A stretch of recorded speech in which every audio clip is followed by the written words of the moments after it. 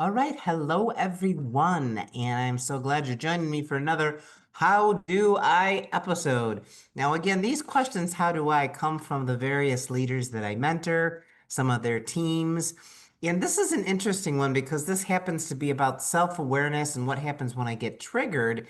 And it came from the previous one before this, which was called How Do I Lead When There's Resistance? And that was, really interesting for the leader to show them how they need to lead through it. But then some of them came back and said, wow, I'm really getting triggered myself from the resistance. So, how do I show up? How do I master the self awareness and the self management of my own mood? So, that's what we're going to kind of touch today. And let's just kind of get into it. The very first thing I want you to think of is when you are triggered, when you're feeling those emotions, and you are probably already aware that you are not feeling in a good way. You're not in a good state. You're feeling it probably in your body. One of the things that I do for people who say, I just can't seem to get a handle on it, is I ask them to go do the mirror exercise. And what that means is I want them to go and look at themselves in the mirror. And I want them to study the person that's in the mirror. I want them to take a look on how they look. Do they and describe it. Does the individual that you see in the mirror look stressed? Is the forehead wrinkled? Are the eyes intense? Do you look sad?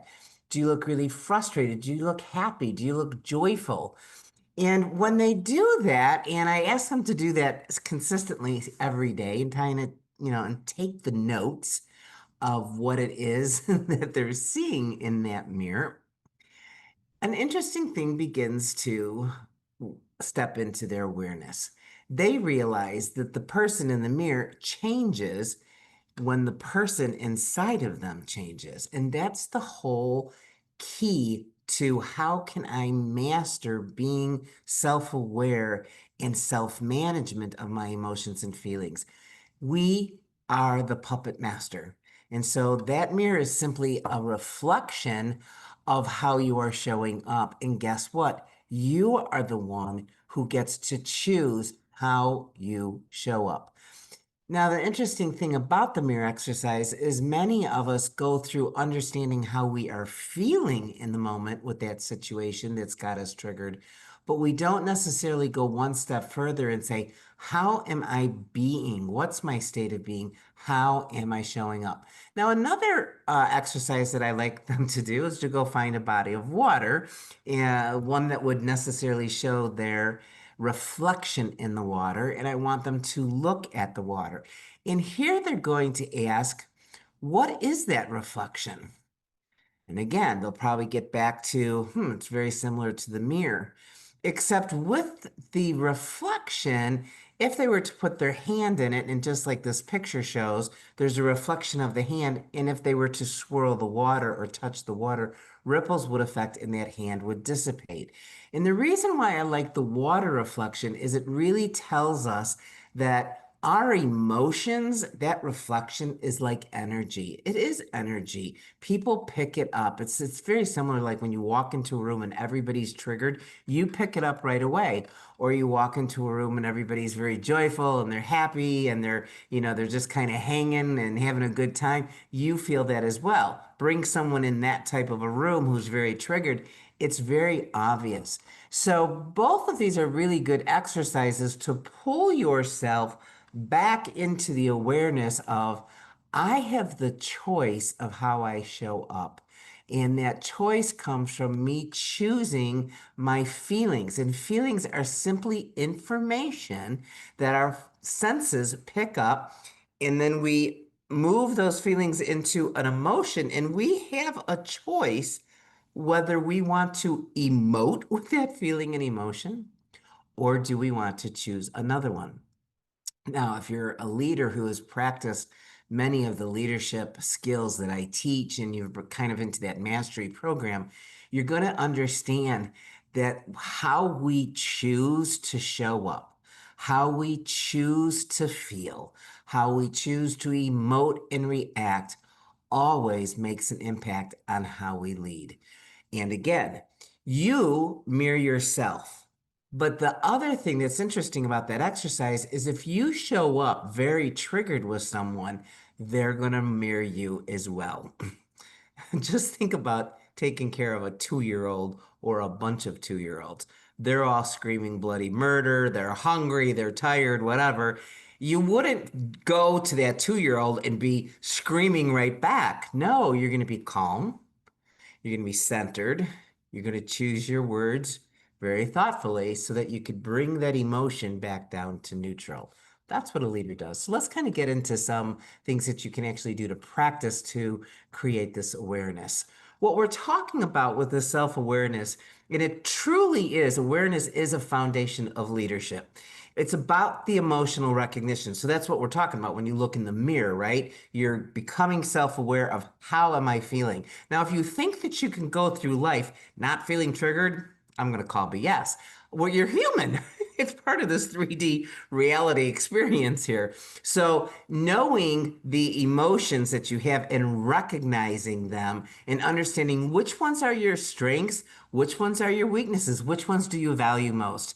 Then you identify them, and you might even identify a pattern and saying, that's interesting. There's something about this type of a situation that actually creates me to get a little bit more hyper triggered than normal. And we know this is truth, right? Because what happens to Joe over here could be the same thing that happens to Sally or to Jim, but only Joe gets triggered. Sally and Jim are like, no big deal. What's the problem?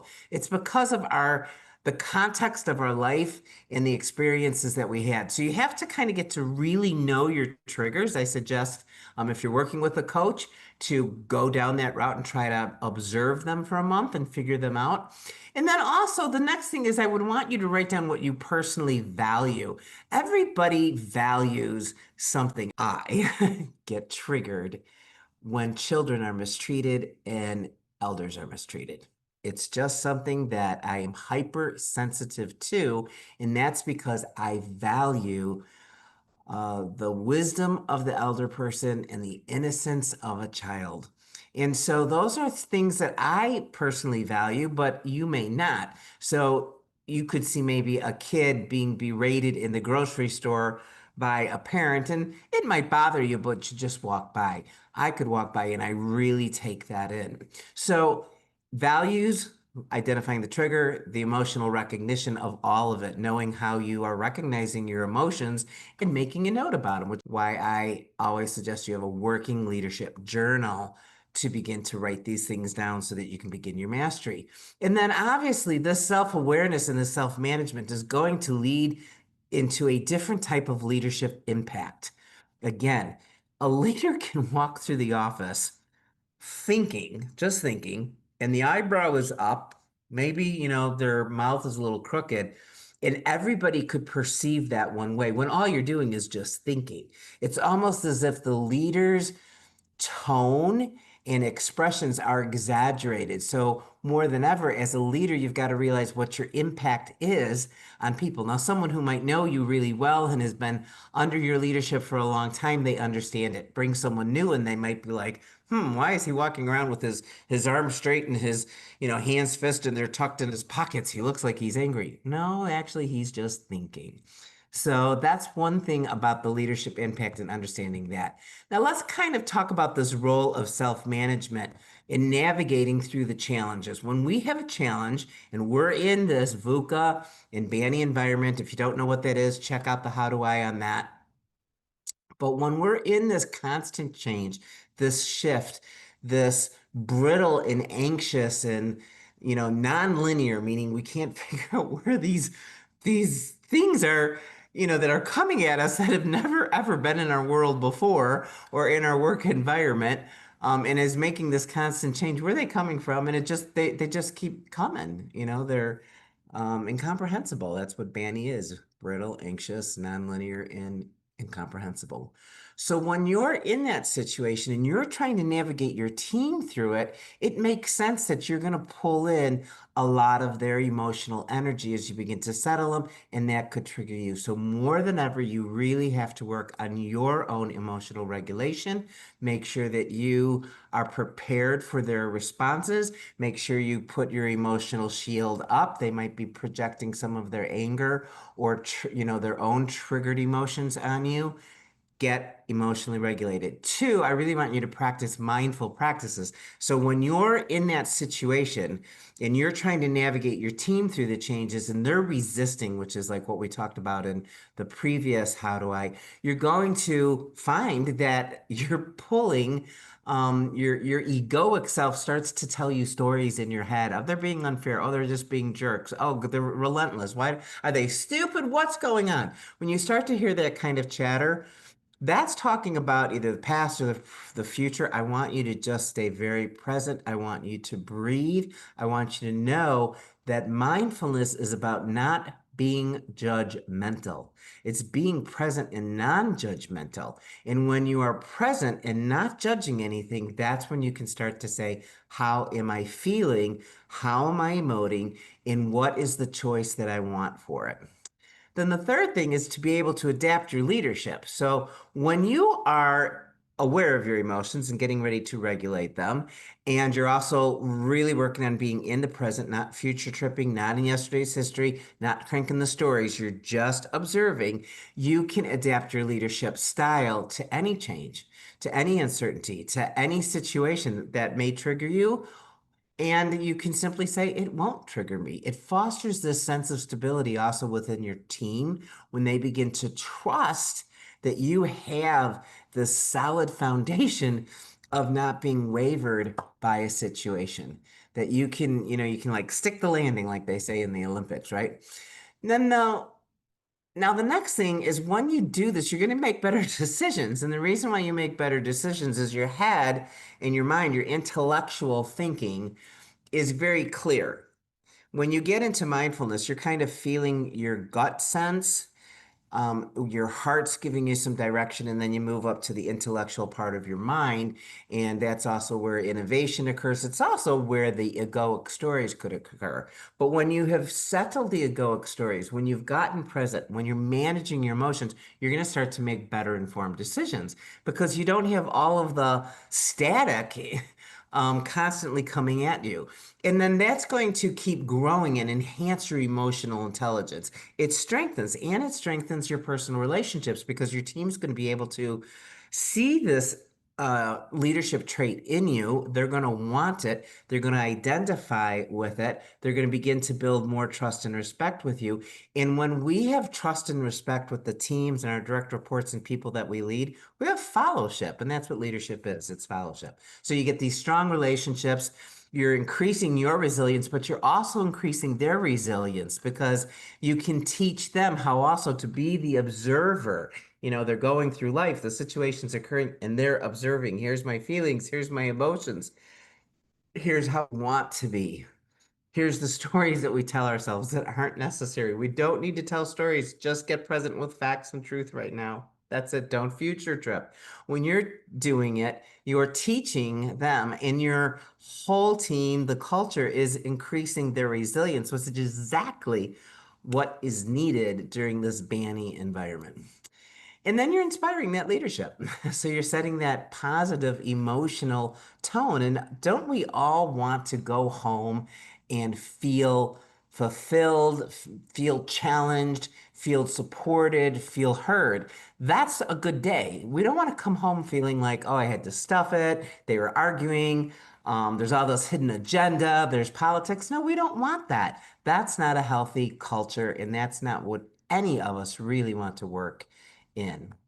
All right, so some strategies. Daily journaling. I mentioned this a little bit earlier. Spend 5 minutes. It doesn't have to be 10 minutes, 20 minutes, but always have a journal to note your emotional highs and lows. So when you're going into a situation, and let's say, you're human, it happens to all of us all day long. You start with the stories. The what if. Yeah, well, they're going to say this. They're probably going to present the report that way. Yeah, they won't even mention this. Whatever it is. I want you to stop and pause and note your feelings. I feel. Now, people get feelings mixed up with thoughts all the time. In fact, the CEOs that I mentor, they always have a feeling chart and they laugh. Like, fork yourself over with your feelings.